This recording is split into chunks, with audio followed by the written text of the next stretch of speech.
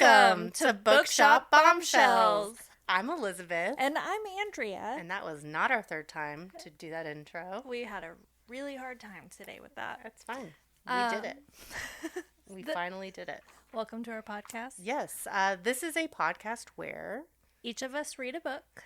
And we tell each other about it. And we don't have any spoilers. Just in case you want to read it. Yeah. We'd like for you to read it. Yeah, please read. Reading is good.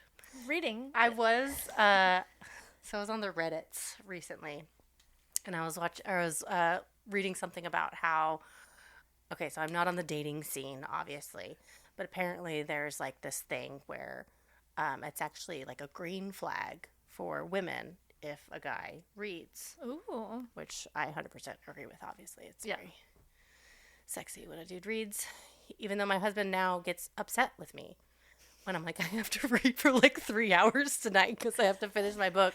Mine actually is like, are you going to watch this show with me? And I'm like, actually, can't I have to finish this book? I know. I was like, why are you like making me feel bad about reading?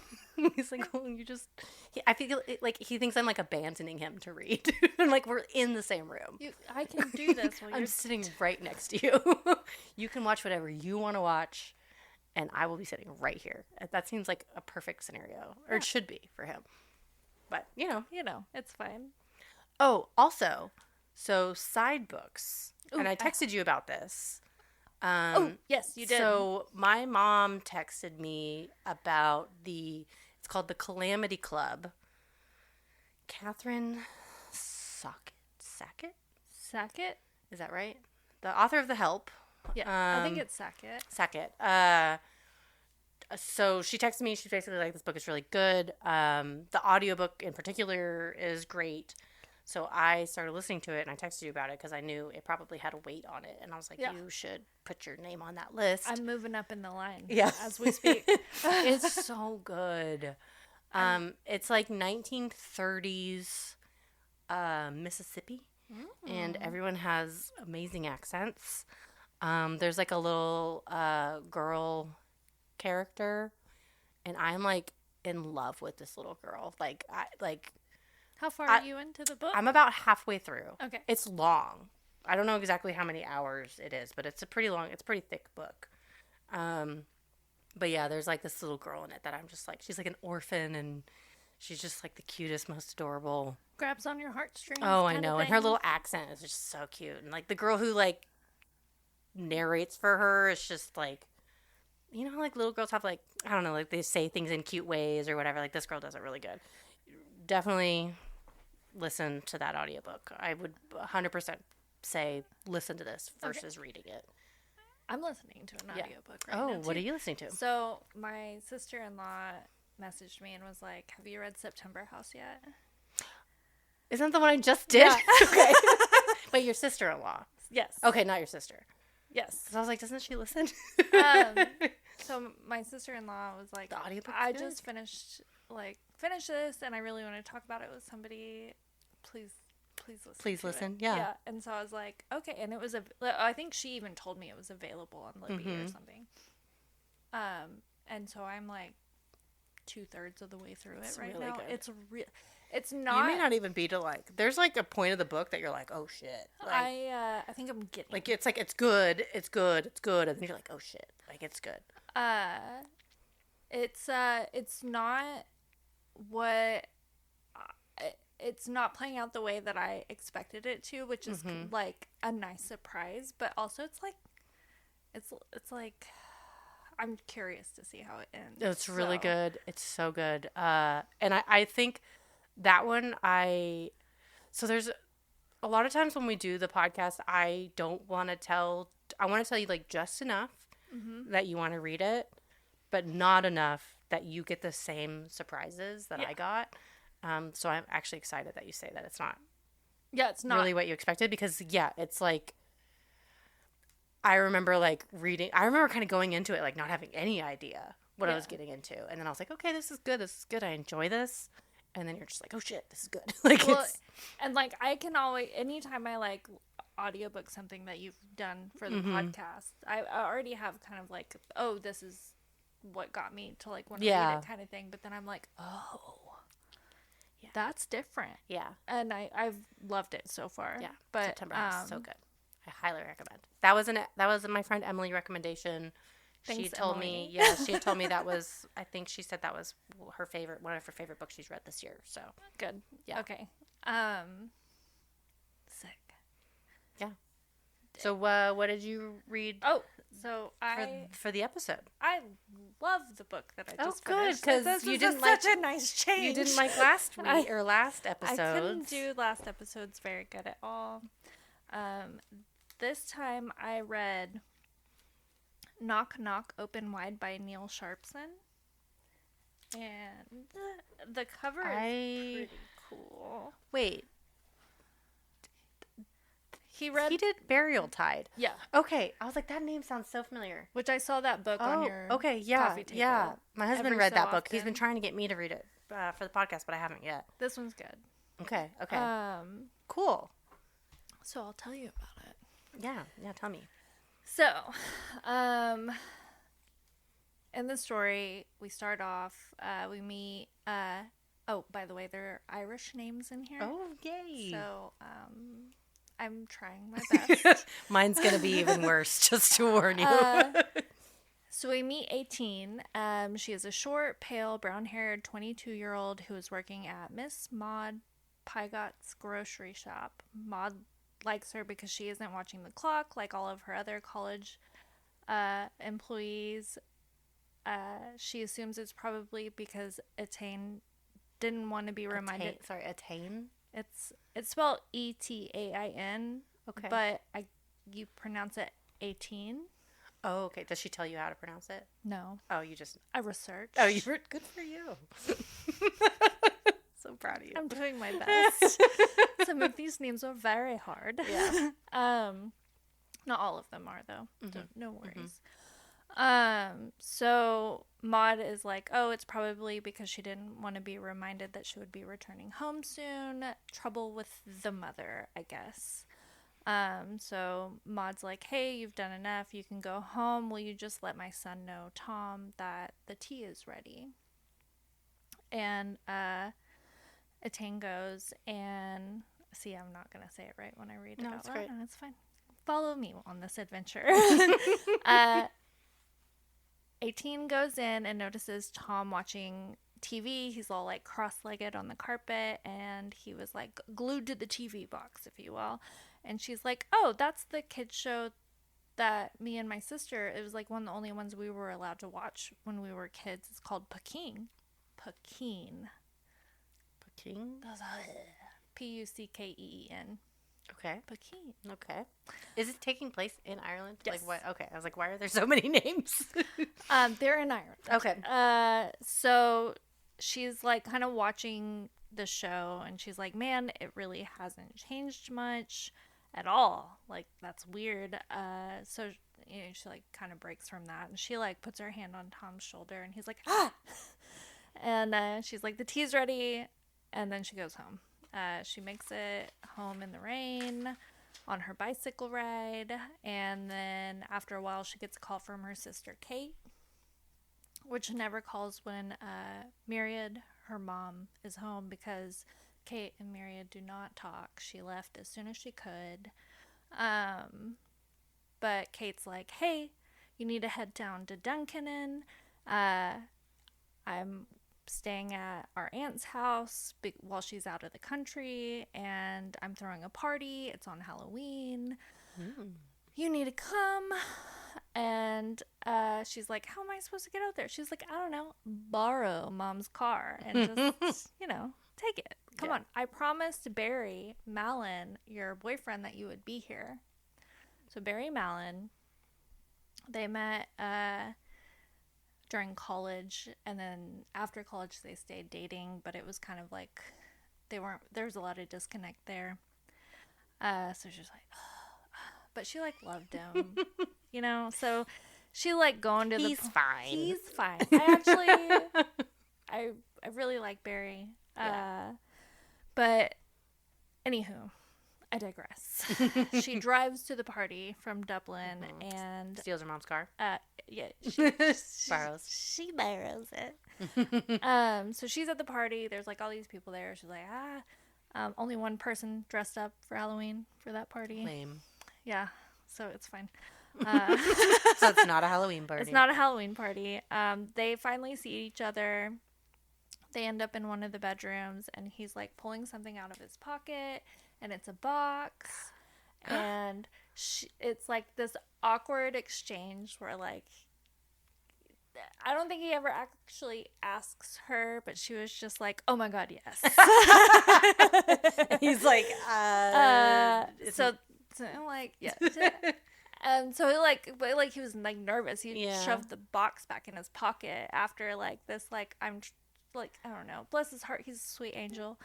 So did he actually mean to propose? Yeah. Okay. But like she didn't. She like they had like sex and okay, and it was her first time, and she was like, "That was way better than everybody tells me your first time is." But she wakes up the next morning like really early because she has to drive back to Dublin to go work at the little grocery shop, and she's like, "Oh my God, did I just lose my virginity for a freaking watch? Like, I need to." she never saw the ring. Yeah. So like she's like, "Hey, so let me see this ring." You gotta put it on your finger, man. What's So he like gets it out, and he like, "Will you turn the lights on?" And he like puts it on her finger, and she didn't immediately love it because it looked like a family heirloom. It was too gross. It was too. I know. I'm like, girl, I would have loved that. I know. So it's like a little too big for her, but she's like, "I'll get it resized. Don't worry." There was like a deep blue sapphire set, and it was cast in the shape of a woman combing her hair, with like long tresses flowing back until they became a flock of crows in flight. What? I don't know how you do so much. In a little ring? In a little ring. I don't know how you do that, but it looks beautiful, in my opinion. It seems heavy, like to be able to do all that. I'm thinking light metal, with like a little diamond or something. So, where was I? Oh, yeah. The more she looked at it, the more she loved it, but she had to get back to Dublin. So she's like trying to creep out of like everybody passed out from the party, and her sister's like in the kitchen and was like, "Hey, let me see the ring." Oh, so she knew. That's cute. She knew.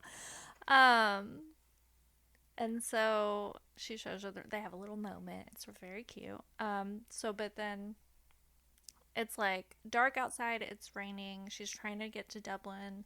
She's like a city girl going down back roads.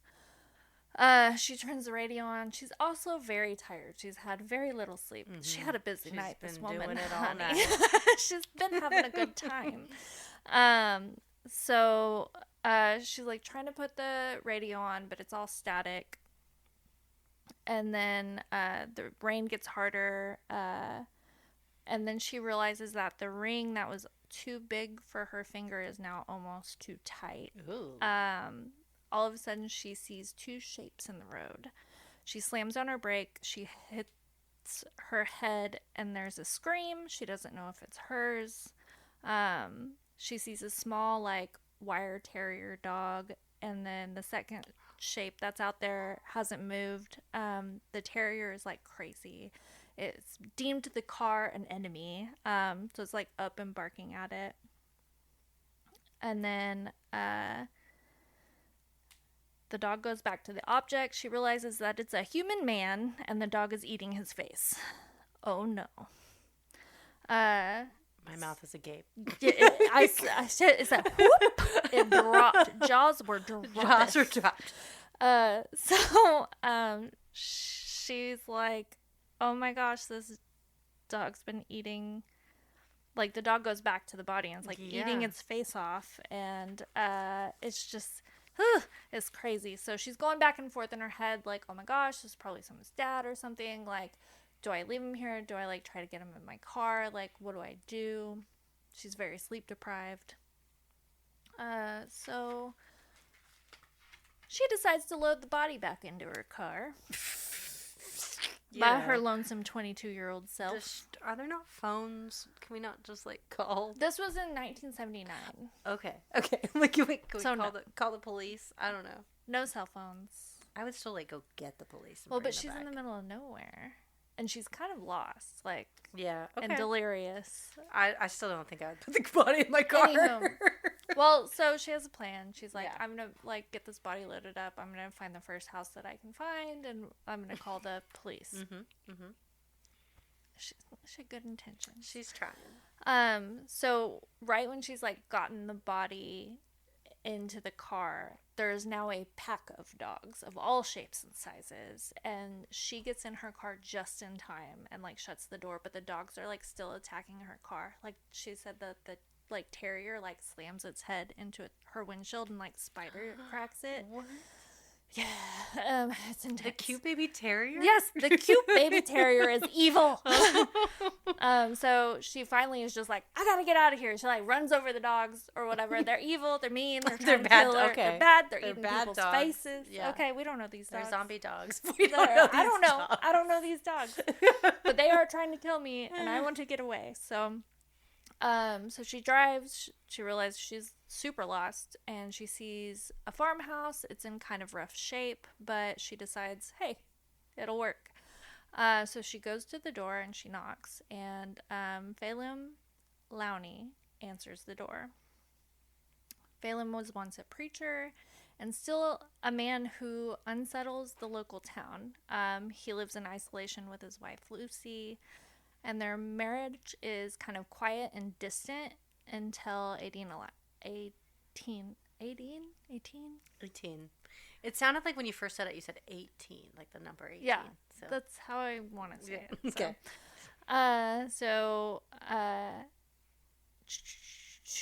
When he opens the door up, she's like in rough shape. She's like, he's in the back.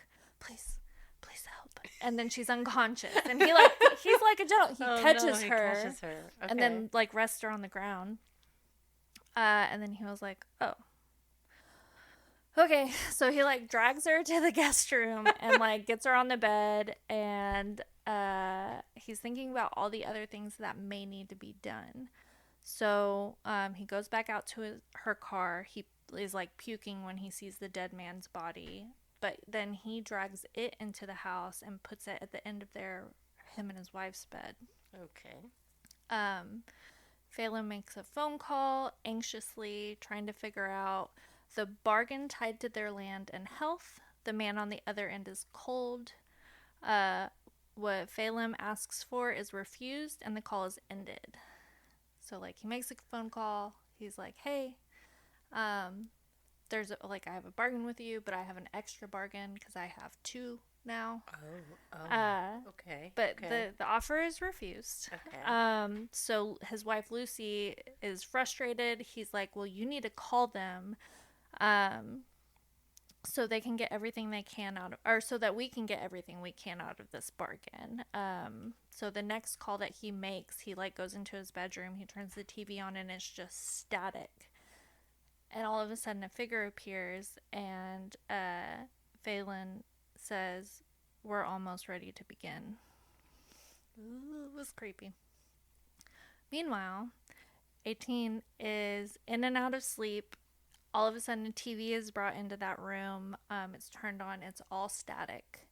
Her sense of reality gets really distorted, and she's starting to feel a presence in the TV, like while it's crackling and staticky. And then she begins to like interpret the TV show Peking coming through. What? And they call the dead man that they brought in the groom. And at one point he is in the room with her. Ew. But also like it's hard to understand like what's real and what's not, because like her sense of reality is so distorted. But did she hit her head, or do you find out later? She hasn't, like, okay, she hit her head when she, like, slammed on the brakes. Like, I'm assuming, like, just a real quick boop on the steering wheel, but, like, not enough to, like, concuss kind of thing. Okay. So, while all this is going on, like, the police are investigating Barry, like, and because she's missing? Yes. Okay. She's been missing for a while. Okay. Barry's one of the suspects. There's, like, a local journalist who is trying to investigate it. And I'm gonna stop there. Yeah, that sounds awesome. So it was like, this has been like I've really enjoyed this book. Interesting. Okay, because that's another thing that Burial Tide, my husband read like on vacation I think last year, and he's been trying to get me to read it, and that what you just told me sounds super creepy, so maybe I need to read that. It's creepy. It's good. There's a lot of lightheartedness in it too. But I had started reading it, I think 2 episodes ago, and I set it down because I was like, I want to be able to pay more attention to this book. And so I finally picked it back up, and I was like, oh my gosh.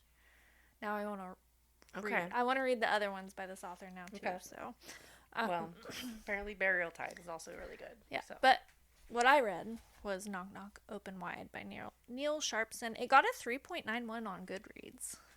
Is that good? Because I go back and forth on like what's good on Goodreads. Because like I guess I always feel like over a 4 has to be good.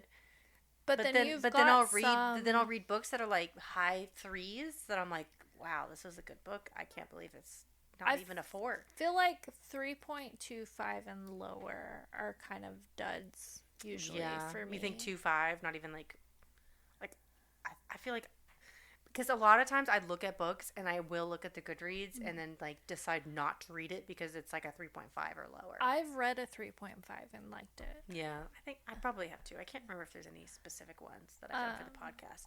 But I am like always just, it's kind of like IMDb where it's like, I mean, IMDb's on a different scale because it's like out of 10, but like when you're like a solid, like a 7 is like good for IMDb. Right. Like a 3 is like good for Goodreads. I think. Or like a 4, like a 3. A high 3 is good for Goodreads. I have just kind of started reading what the book is about and going solely on that. You're probably right. You're probably right. Also, I'm a bit of a book cover judger. Yeah, me too, for sure. So if you can combine a good blurb and a good cover, I'm kind of here for it. So I've been trying not to look at the Goodreads, which is too much. I guess a lot of the times I look at the Goodreads so I've been going on Reddit a lot because I did today because there's like a suggest me a book subreddit. I love that subreddit because people just have like just random. It's not even just like suggest me a book. This is what I like. They're like they want like a specific like genre type of book. Like the one I saw today. Did you ever watch Avatar, the TV show? No, I didn't. Like the cartoon? I know what it is, but I don't think I watched it. There's like this whole subplot in Avatar about this city called, man, I'm going to ruin it, Bao Sing Se. And someone on Reddit was like, so basically it's like the city that like is sort of in this like, it's like almost like in denial that bad things are happening around them. And someone said like, give me a recommendation that like basically has the same feeling of Bao Sing Se is not at war. Like, so it's like, and so people were like, suggesting books like, Brave New World and like all these like books that I have not read, but I have copies of. Yeah. Like I should have read. I bought them because I knew I should read them. But yeah, just like I love just like the specificity that people have in this subreddit where it's like I want this feeling from a book. Like well, and that's kind of like I remember you kind of mentioning that a little bit the last time we recorded, and so when I got done with this book, I went to Reddit and I was like, break this down, and they're like, oh, folklore horror. Oh, is what this is? Yeah. Okay. And so then and then there's all these different subcategories of like folk horror. That's like a cool category. So I kind of went down a rabbit hole before I came over. Yeah. No, it's like I'll go through those like posts on Reddit and then just like start just like adding things to my list of like, okay, look into that book because that book sounds cool. Like it's a really good place to find books. When I use Libby's like recommend me a book thing where it's like, oh yeah, I haven't used that. I did, and I ended up with like 3 book recommendations that I put on my list that I went ahead. It was like available on Libby. Yeah, so nice. I just like threw them on my Kindle. So I was like, okay, I have like 4 options of things to read now. I know. I'm I'm kind of like, I had an idea of a book I wanted to read for next time, and then I sort of changed my mind. So now I'm kind of like, I'm in a weird headspace about it. Yeah, I'm like, I don't know what to do. What'd you read for this one? For this one, so I'm very excited about this one. I actually did find this on Suggest Me a Book on Reddit. It's called The Fox Wife by Yangsze Choo, and I probably ruined that. So this one, the prompt or whatever you call it, was like, suggest me a book that, so whenever you're on the subreddit, like, people just kind of recommend the same books over and over and over again. And it was basically like, suggest me a book that's like one of your favorite books, but you never see on this subreddit. Like, you just like, it's just like, give me a between the cracks kind of book. Yeah, like how is this book not more popular type book? Yeah. And I saw this and I read the blurb about it. I did not read the Goodreads, but it is a 3.98, which is in our same kind of like high threes. But I read the blurb about it and I was like, this sounds so cool. So I will give a trigger warning.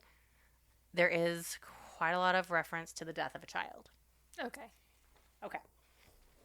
The Fox Wife. So it starts off, we're in Manchuria in 1908.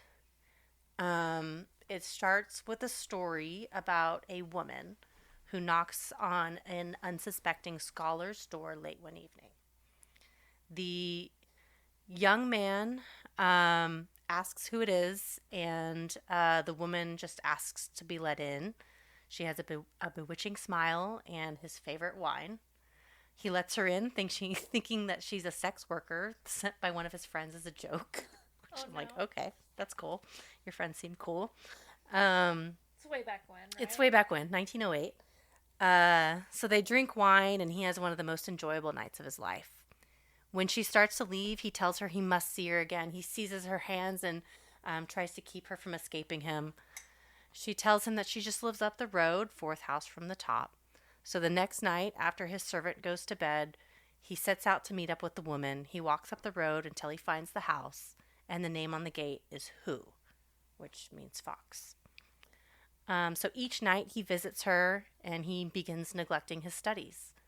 Letters from his angry parents begin accumulating, unopened. His skin starts to shrivel, his tonsils swell, and his spine curves.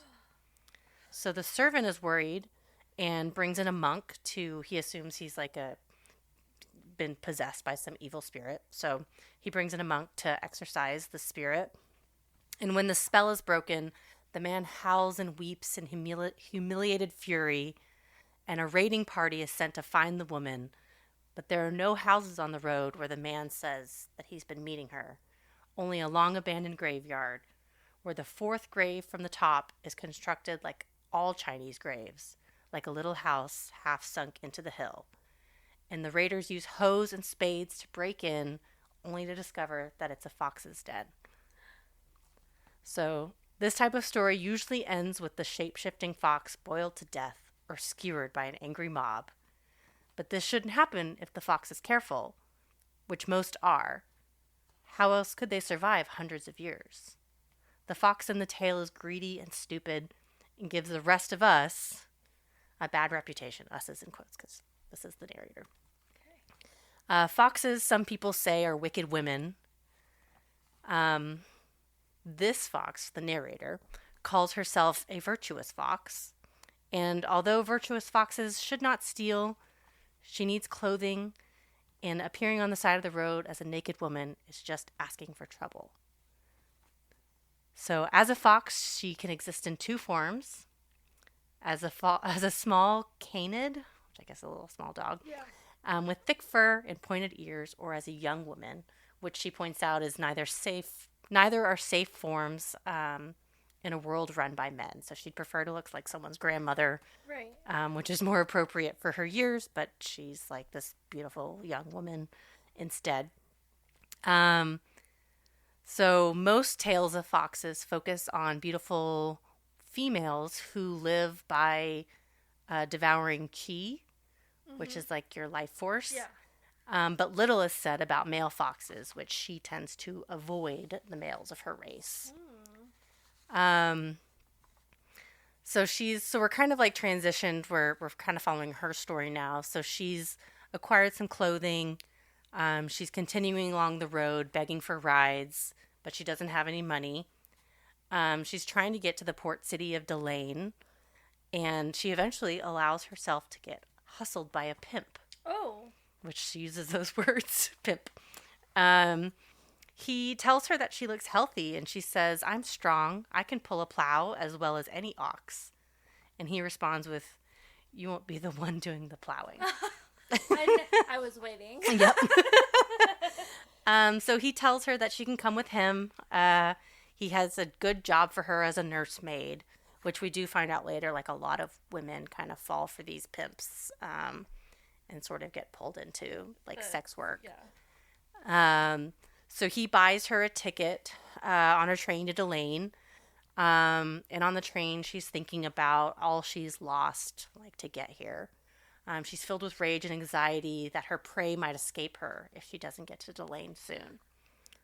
And the man asks why she's alone with no family.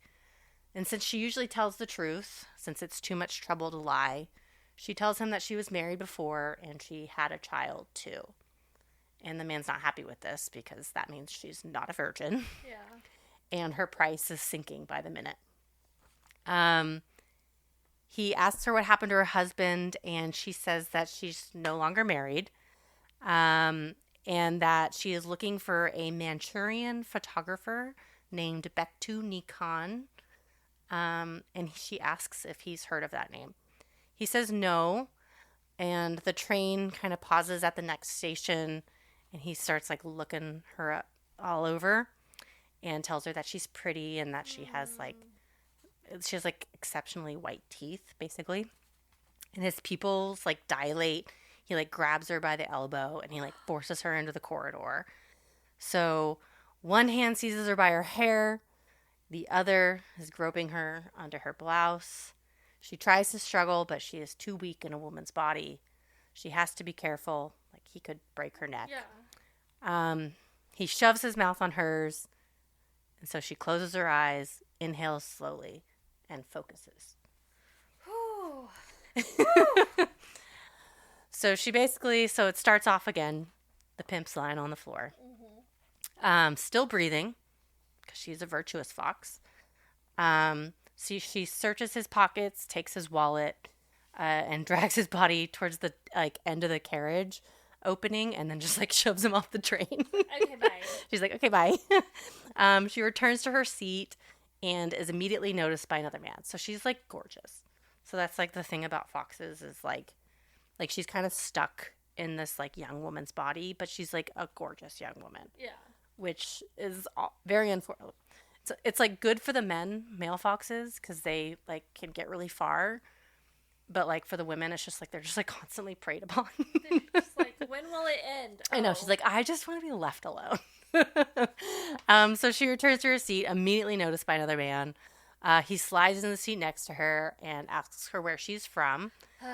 She says Corinne, and he asks if she is Manchu, looking at her unbound feet. So like there's the whole feet binding thing. So her feet are not bound. So that sort of says a lot about her just by not having unbound feet. She sort of avoids the question, but he's not deterred.